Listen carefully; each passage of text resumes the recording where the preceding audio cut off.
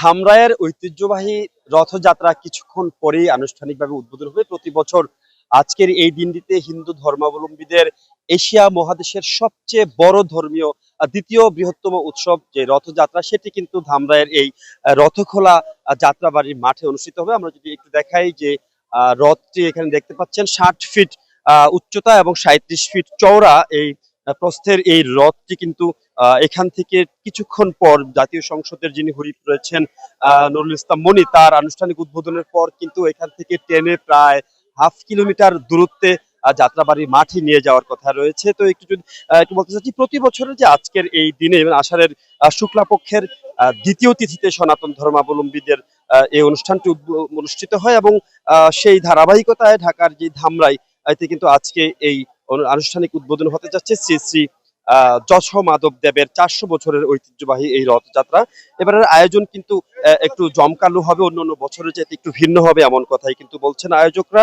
যেমনটি বলছিলাম, এশিয়া মহাদেশের দ্বিতীয় বৃহত্তম 60 ফুট উঁচু কাঠের তৈরি এই রথটি কিন্তু ঘিরে কিন্তু হিন্দু ধর্মাবলম্বীদের যেন ধর্মীয় ভাব গাম্ভীর্য একটি বিষয়, সেটির যেন একেবারেই কমতি নেই। তারা কিন্তু বিভিন্ন কলা এবং বিভিন্ন পাতার, যেই কলা পাতার ছোট ছোট, আমি একটু দেখাতে চাই, কলা পাতার চিমনি রয়েছে, সেগুলো দিয়ে কিন্তু পূজা অর্চনা করছেন।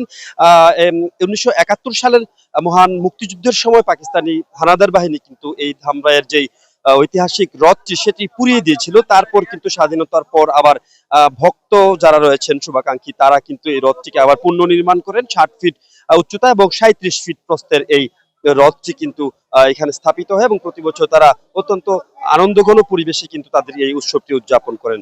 এবং একটু জানিয়ে রাখছি, সাম্প্রদায়িক সম্প্রীতির যে অনন্য এক দৃষ্টান্ত তারা কিন্তু এই রথের মধ্য দিয়ে এখানে দেখাচ্ছেন। এবং এখানে কিন্তু হিন্দু সনাতন ধর্মাবলম্বী ছাড়াও কিন্তু আমরা কিন্তু দেখছি আশেপাশে অনেক মুসলিমরাও কিন্তু তাদের এই উৎসবের দেখতে এবং উপভোগ করতে এখানে আসছেন। ধর্মীয় গণ্ডি পেরিয়ে ঐতিহাসিক এই উৎসব নতুন প্রজন্মের কাছে ও বাঙালি সংস্কৃতির এক গৌরবময় ধারা হয়ে টিকে থাকবে এমনটি প্রত্যাশা করছেন হিন্দু ধর্মাবলম্বী যারা রয়েছেন তারা। আমরা একজন হিন্দু ধর্মাবলম্বীর সাথে যুক্ত হতে চাই, একটু আপনার সাথে কথা বলতে চাই। আপনাদের যে 400 বছরের পুরানো এশিয়া মহাদেশের যে দ্বিতীয় বৃহত্তম এই রথযাত্রা উৎসব আসতে পেরে কেমন লাগছে একটু বলুন। অনেক ভালো লাগতেছে, অনেক ভালো আছি, ভালো থাকবো, আরো ভালো লাগবে। ভগবানের কাছে কি প্রার্থনা করলেন? ভগবান জগতের মঙ্গল করুক, সবাই মঙ্গল করুক, সবাই মঙ্গল করুক, প্রভুর মঙ্গল, সবাই মঙ্গল করুক, দেশ হোক, দেশ ভালো হোক, দেশ উন্নত হোক, দেশের ভালো হোক। আচ্ছা, আপনি একটু জানতে চাই, এই যে 400 বছরের ঐতিহ্য ধরে রেখে আপনারা এখানে কিন্তু এসেছেন, আমরা যতটুকু জেনেছি শুধু বাংলাদেশ ছাড়াও কিন্তু নেপাল এবং পার্শ্ববর্তী ভারত থেকেই কিন্তু এখানে যারা হিন্দু ধর্মাবলম্বী সনাতন ধর্ম বলে তারা আসছেন। তো এই বিষয়টি আপনি কিভাবে দেখছেন? হ্যাঁ, খুব সুন্দর লাগছে, অনেক পুরনো, 400 বছর আগের রথযাত্রা। ধামরাই খুব নাম করা, এই আমরা ঢাকা থেকে আসছি, দেশের শান্তি হোক এই কামনা করি। ভগবানের কাছে কি চাইলেন একটু বলবেন? ভগবানের কাছে আশীর্বাদ পেলাম, জয় জগন্নাথ। কি প্রার্থনা করলেন? মঙ্গল স্বামীর জন্য, ভালো ফুলাফানের জন্য, সবার লাগি। আমরা একটু যদি দেখাতে চাই, একেবারে যে রথটি রয়েছে রথের একদম কাছাকাছি একটু আমরা যদি জুম করে দেখাতে চাই, এখানে পণ্ডিতরা কিন্তু এখানে রয়েছেন। তারা কিন্তু যারা ভক্ত আসছেন তাদের কাছ থেকে কলা কলা এবং বিভিন্ন কলা পাতার বানানো চিমনি তারা কিন্তু এগুলো সংগ্রহ করছেন। তারা এগুলো কলা চিমনি দিয়ে কিন্তু তারা তাদের যে ভগবানের কাছে কিন্তু তারা বিভিন্ন প্রার্থনা করছেন, দেশের মঙ্গলের জন্য প্রার্থনা করছেন। এবং সব মিলিয়ে এখানে কিন্তু একটি উৎসব মুখর পরিবেশ রয়েছে। কিছুক্ষণ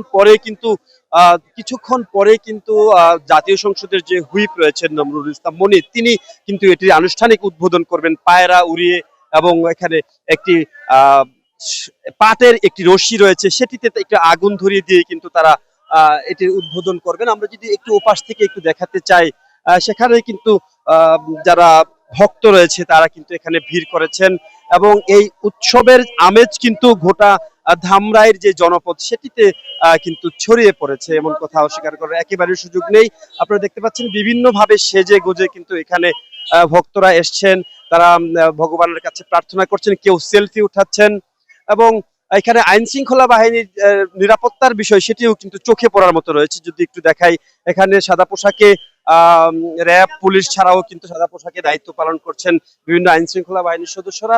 তো মোটামুটি এখানে একটি অত্যন্ত উৎসব মুখর পরিবেশে আহ 400 বছরের ঐতিহ্যবাহী যে রথযাত্রা সেটি কিন্তু উদযাপনের জন্য পুরোপুরি প্রস্তুত রয়েছে। কিছুক্ষণ পর জাতীয় সংসদের হুইপ তিনি কিন্তু আনুষ্ঠানিক উদ্বোধন করবেন। সবকিছু ঠিকঠাক থাকলে ভারতীয় হাই কমিশনারও কিন্তু এখানে যোগদান করার কথা রয়েছে। এই ছিল ধামরায়ের রথখোলা থেকে আমার কাছে সব শেষ।